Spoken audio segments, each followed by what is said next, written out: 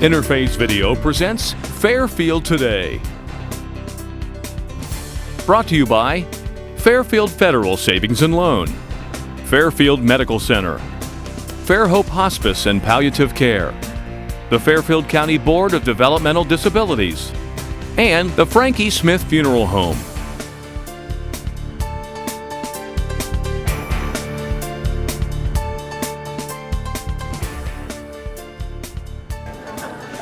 Hi, I'm Jack Greathouse. Welcome to Fairfield Today at Fairfield Federal. We really appreciate the opportunity. I do want to say, yes, you've got the B team today because Paul's on vacation. So, and I know in Paul's mind, he is the A team, so we're going to leave it at that. But today we've got a very, very special show for you. We've got our friends from the Columbus Zoo are here with some very special friends.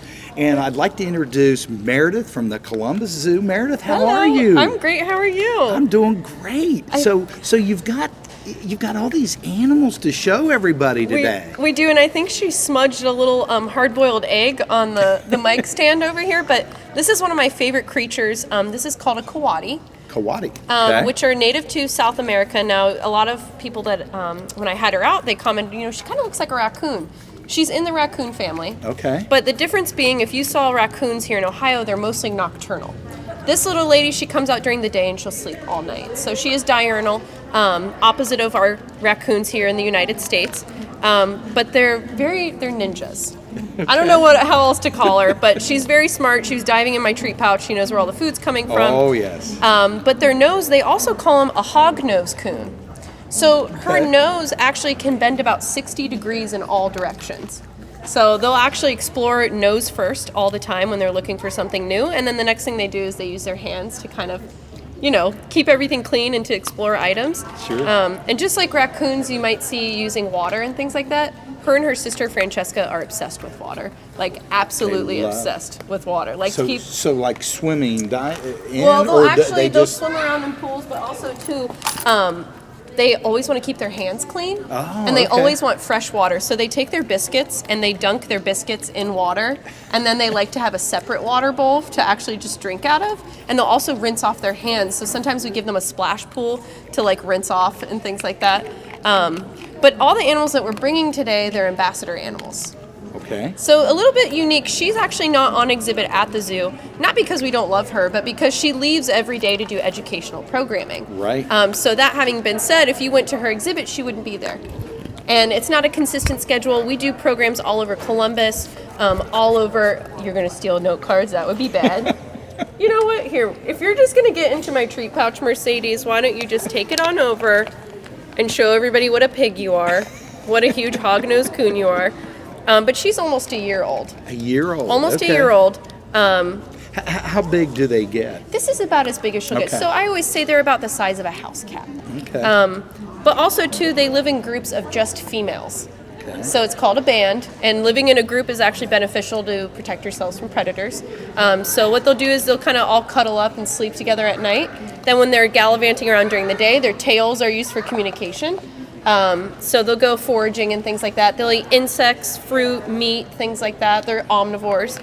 But a lot of people, if you recognize this animal, maybe you've been to Mexico, if anybody's ever been on vacation. Okay. So when people go to resorts, they see these guys. Ah, okay. And I always recommend if you're going to go on vacation and you see a coatimundi, do not feed the coatimundi, because how do you tell the coatimundi no? So it can get a little ridiculous, especially when I've heard of people laying out on lawn chairs and the coatis will be running through their lawn chairs when they're in the middle of a resort. Because these guys are so smart, just like if you have raccoons and things around your house or opossums, they're so driven by food and by smell that it's very easy for them to find things that they love to eat, like stealing food from guests and things like that. Look at that, you made a huge mess. Oh.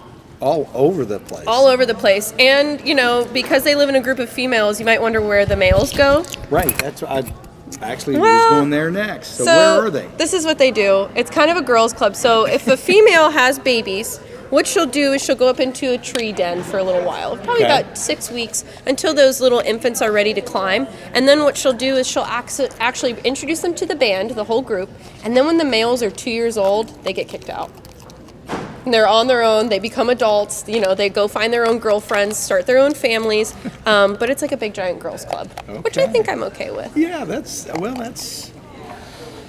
I don't know if I like that or not, I'm kidding, of course. But what a fascinating animal. Oh, yeah. And they climb, they jump. Oh, yes. She's a ninja, and when she was a baby, I took care of her and her sister. Her favorite thing to do was play with my hair. So she would take her little stuffed animal toys, and she would actually ravage them into my hair and hide them like a nest. Yeah. And then when she wanted to come back later, she'd come unbury the toy and take it out of my hair.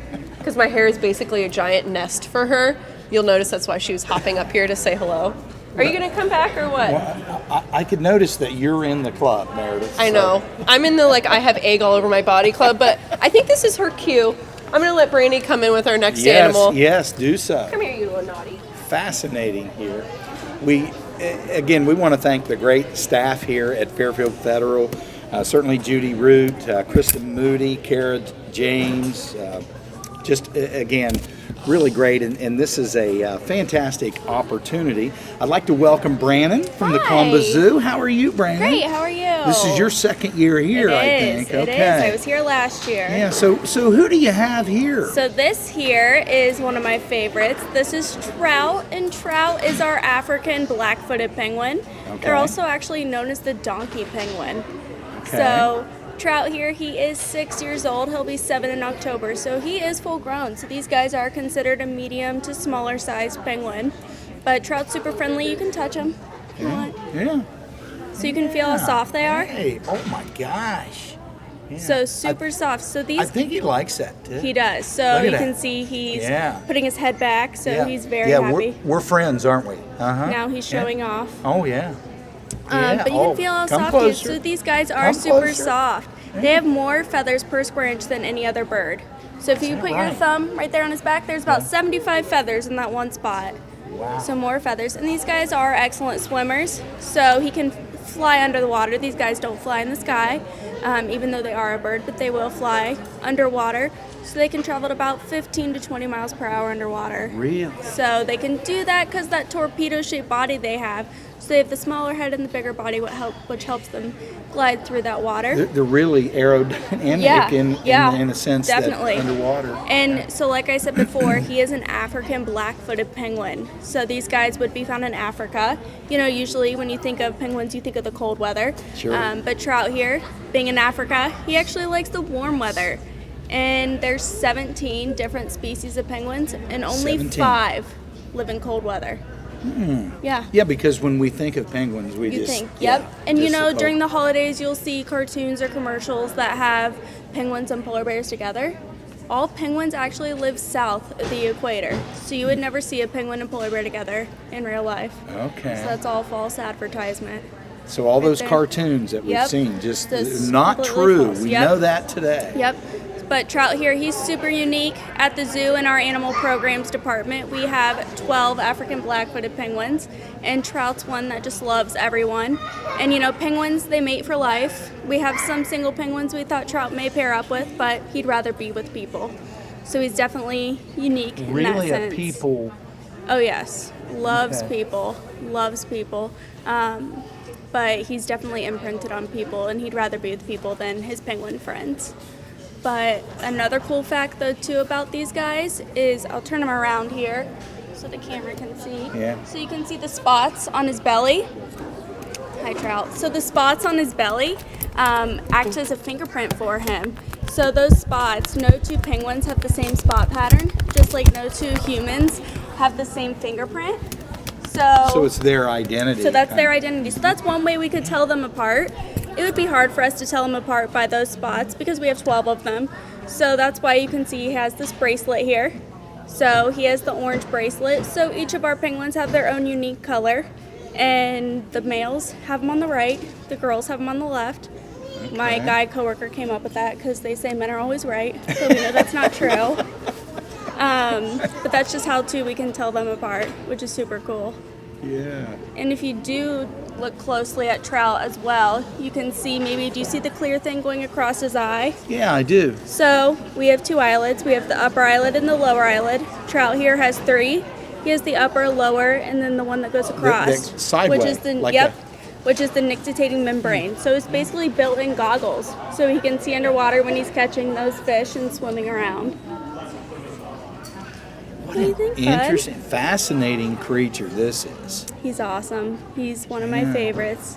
And he's definitely one that always travels with us, so I don't know if Meredith talked about, but in our department, the Animal Programs Department, we travel around to different schools, events, we do television spots as well, but we also travel around with Jungle Jack Hanna. And Trout's definitely one of Jack's favorites and goes on TV with him, so he's kind of our little celebrity at the zoo. Well, really has a great disposition. Oh, yes, I mean, he's just awesome. Really cool. Yeah, it's so great what Columbus Zoo does, and you know, just all of this is so good. But well, thank you for bringing him apart. Of course, Trout. I can't wait for the next one though. And as we change here, now what do you have here? So this little guy, this is actually his first time out. Oh. So this is Timmy, also known as Tiny Tim. Okay. He is a little bobcat, and Tiny Tim is actually a month and a half. If you want to hold him, Yeah. you Oh, can. I do. I can't guarantee he won't go to the bathroom. That's okay. A baby bobcat. Yeah, so he's a Yeah, little bobcat. So these guys you can find actually here in southern Ohio, out in the wooded areas. But he is still a baby. He's still getting a bottle. So at the Columbus Zoo, we do raise a lot of babies. But he's gonna play. So he is just starting to play too and kind of developing his little personality, which is super fun. But Tiny Tim is a little baby that we have been raising at the zoo. We got him when he was just a couple days old. So yeah, he is actually though being raised with a clouded leopard. Okay. So you'll actually see that one, his friend, and a few. You want to walk? No, we're not going to eat the egg. But he still gets a bottle, so he gets about 2 bottles a day because we're starting to introduce him to meat. But he wants to hang on to his bottle and stay with that because he still thinks he's a baby and still needs it. But we're starting so to how much introduce him. longer will he be on the bottle? Hopefully today he won't need any more bottles. Oh, really? Okay. So that's kind of our goal. So it just depends. But these guys, when they're full grown, they get to be about 20 to 40 pounds, so they don't get super, super big. Okay. What do you think, dude? Now, how many of these have you had at the zoo? So we had raised years ago. Our boss, Susie Rapp, she raised 2 bobcats, and that was years ago. So Meredith and I, actually, we haven't raised a bobcat before, so he's our first. But like I said, we are raising him with the clouded leopard because when we got them, they were actually the same age.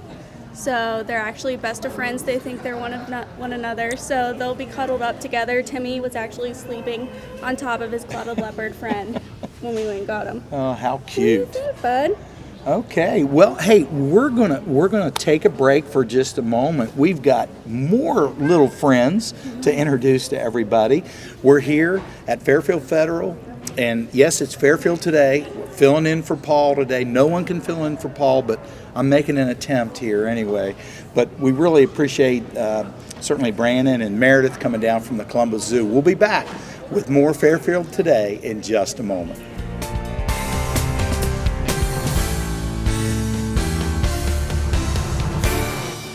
Welcome back to Fairfield today, filling in for Paul today. We've got just a great show. We've got our friends from the Columbus Zoo, Meredith. Now, you've got to tell me, what are you holding here? And who is this? This is Fiona. She's actually one of Brandon and I's favorite animals. Okay. She looks like a baby, but she's full grown. This is as big as she's ever going to get. She's actually 4 years old. Fennec foxes are found in northern Africa, so Sahara Desert areas. Okay. But she's the tiniest species in the world. She weighs about 3.5 pounds. 3.5 pounds. Yeah, Wow. very, very small. And she's full grown right now? Full grown. Very feisty little creatures. Don't let her good, cute looks fool you. Oh, I bet. They're famous because in the desert they're an opportunistic eater. Okay. So we brought out the coati, who basically will eat anything and everything. The fennec foxes, though, they'll even eat scorpions. Really? Yep, because you live in a desert, you don't always have an opportunity for So food. you Eat what you can get, and what they do is they teach their kids, their little babies, how to eat and hunt scorpions. So they'll take them out, and what they do is they dance around in a circle. They move so fast that they bite the scorpion to pieces, and even the tail they'll chew up and eat too. Wow. So very feisty little animals. Her brother is actually a little Houdini. He's an escape artist. Very, very clever little guy. But they also are very food motivated. So one of their favorite things that they like are craisins. Her favorite, Craisins, okay. Anything that you might put on a salad, they love craisins. Yeah. Her favorite treat are dried apricots. Oh, okay. Dried apricots. So if she's ever, running around and we need to get her back, the dried apricots are one of their favorite things. It does it every time, huh? Every time. That is like her go-to. And I don't know if you guys can see, they have a lot of, unique features, but one of the coolest ones is her little paws. Yeah. So have you ever seen, you could touch her paw if you'd like. Have you Yeah. ever seen like a Siberian husky? Uh-huh. And huskies have Look at those that. soft pads, with the those covered are in really fur. soft. Yes, so you actually can't even see the pink pads. Right. It's covered in fur, so it's like in the summer if you're at the pool and you don't want to burn your feet on the cement. These are built-in flip-flops. Okay. So even though it does get colder at night in the desert, the sand stays hot. So it protects them from burning the pads of their feet on the sand, because the sand can be over 120 degrees Right. In temperature. But they are more nocturnal, so they sleep a lot of the day.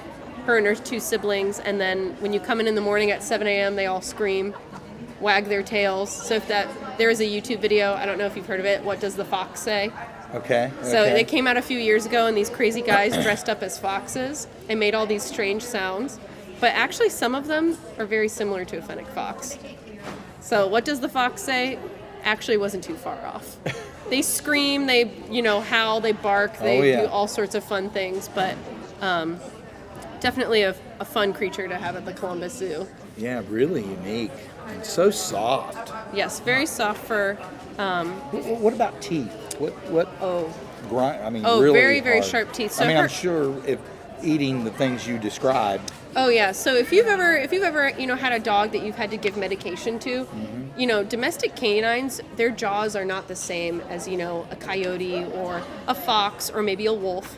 So her canines are actually much thinner and they're curved backwards. Okay. So once they bite onto something, they really hook into it. And that's great for catching small mammals, animals like the scorpion. But their jaw strength for their body size is much stronger than, your average Chihuahua that you might have at your house. Yeah. Much feistier. But again, another ambassador. She's also friends with Jack Hanna. All the animals that you've met are friends with Jungle Jack Hanna and travel with him. So they're in a little. This is the elite group. Then, I'd like to think of them as the elite. But she just went on a trip to Washington, D.C., because, part of what we do at the zoo is we like to stay in touch with a lot of our congressmen, our cities and our communities to talk about what we do, talk about education and conservation. So she was a representative for her species in the zoo in D.C. just last week. So cute little lady. We'll really switch out. Cute. Okay. Tell you, this is fascinating here as we continue here with our show at Fairfield Federal. And again, we want to thank Judy Root and her great staff here at Fairfield Federal for allowing this. We've got a great crowd out here. A lot of young people have come out here, and I see some veterans out here too that just love animals and love the whole.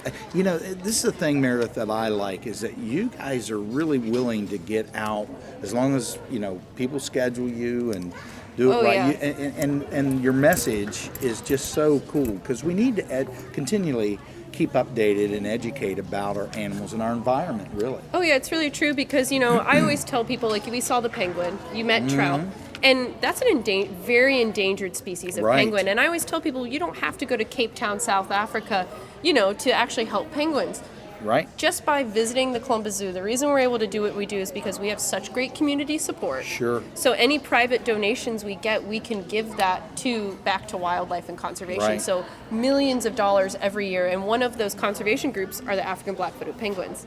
Okay. So we'll actually donate to their research, so that allows scientists to go out and count penguins, to look at mated pairs, look at how many chicks they're having. Sure. Also, too, they're doing a new thing where they're providing nesting materials for penguins. Okay. Because they're finding is, if they don't have the right space and the right tools to make their nests, their numbers go down. Sure. So something that, you're naughty, little Edna. We'll get to you in a second. So they're actually making kind of makeshift igloos for a lot of endangered species of penguins. So, and it's important to, educate everybody because, things like reusable sandwich bags are a Yes. great suggestion. Okay. Reusable snack bags.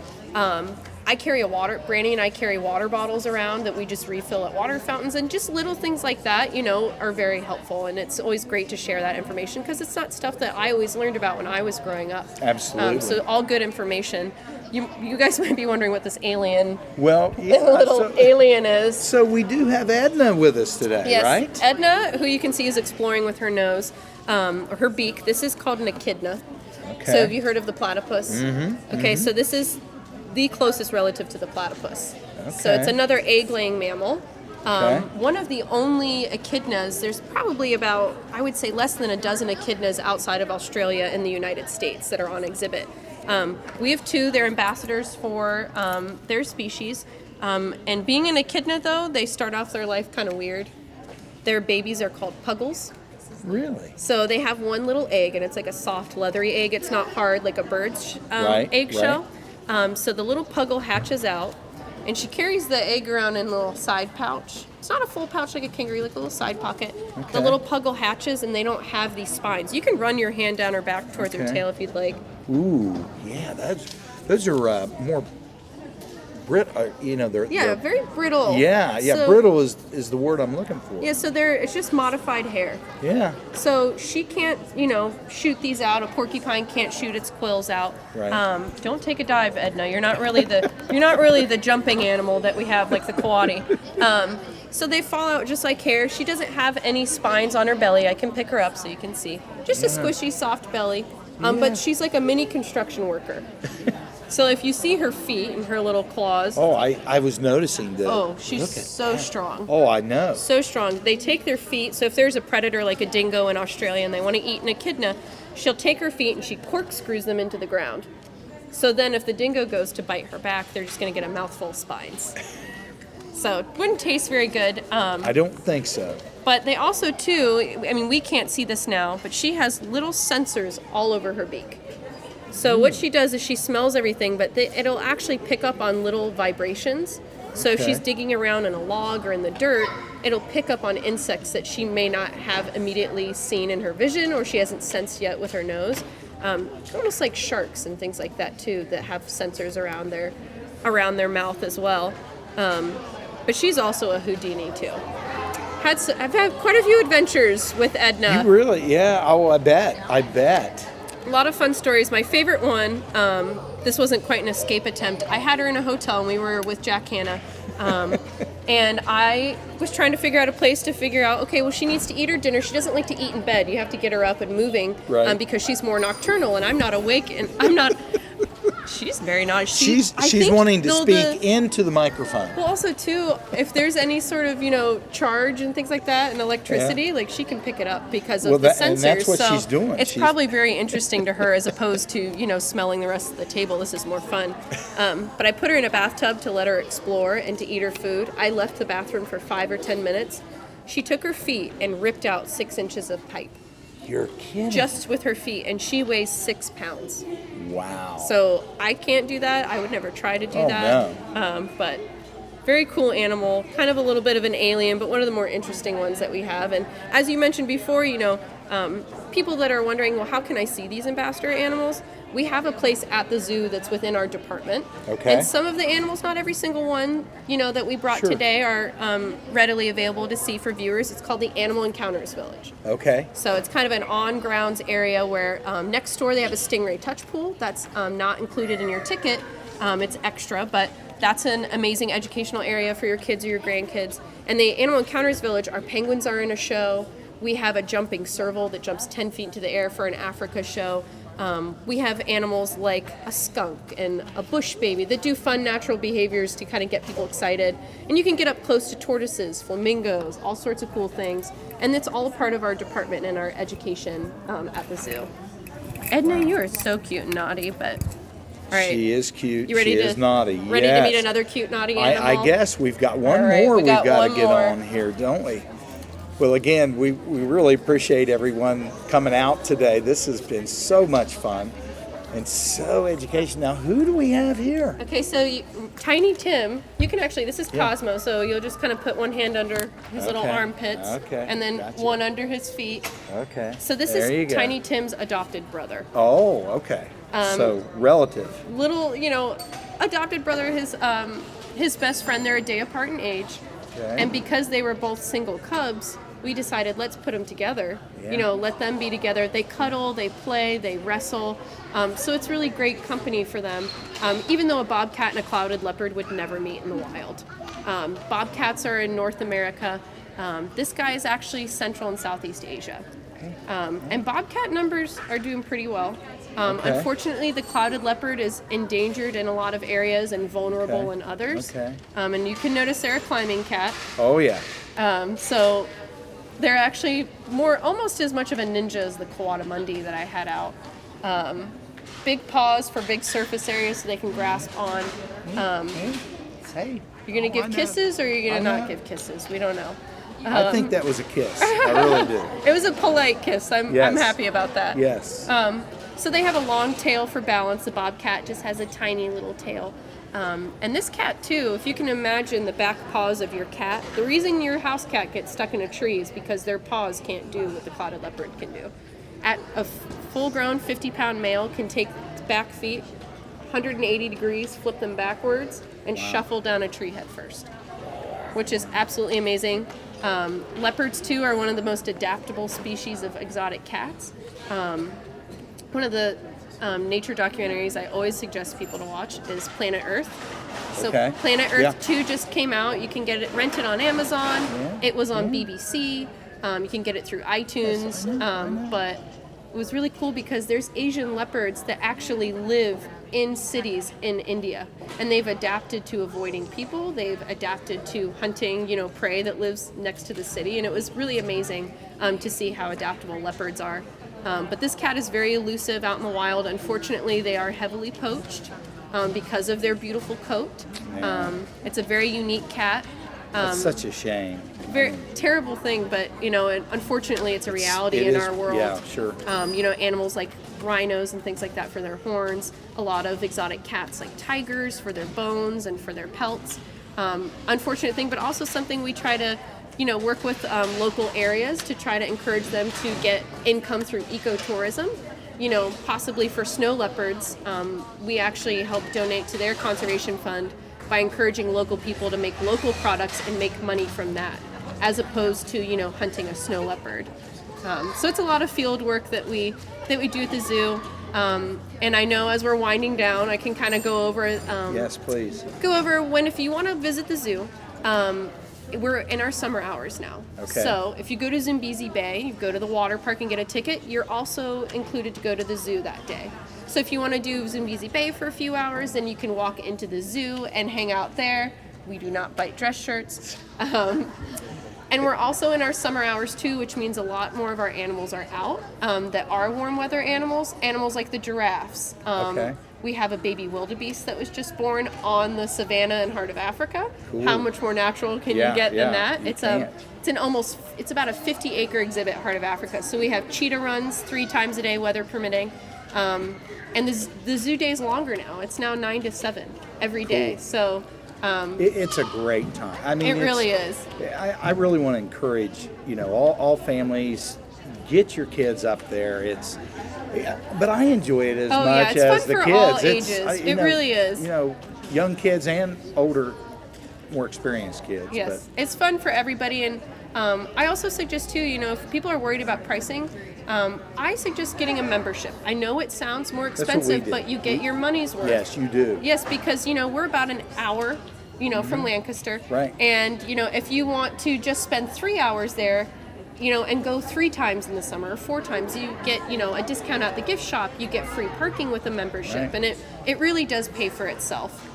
So that's what we always do. We always have a membership in our family. So. Absolutely, and it's a great deal. Well, Meredith, I can't thank you and Brandon enough for Of coming course, down here yeah. today. This is so cool, and it's really great. I really love the education and the mission Yes. that you guys have, and certainly Jack and everybody involved with the Columbus Zoo. You guys are awesome to do this. Thank you. We really appreciate it. Thanks for having us. I know Judy and the great staff here at Fairfield Federal really appreciates Oh, this. yeah. Thank you so Yeah, much. you're very And welcome. best of luck. Thank you. You did such a great Thank job, you. you and Brandon both. So thank you. It was fun. All right. Well, hey, from Fairfield Federal, Fairfield Today. Yeah, Paul, I got to do the fun show I again. know. He's on vacation, but this was pretty fun. That's right. This is really cool.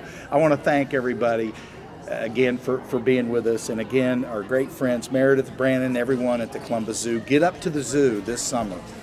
Hey, have a great day, and we'll see everyone at the zoo. I'm Jack Greathouse. See you next time.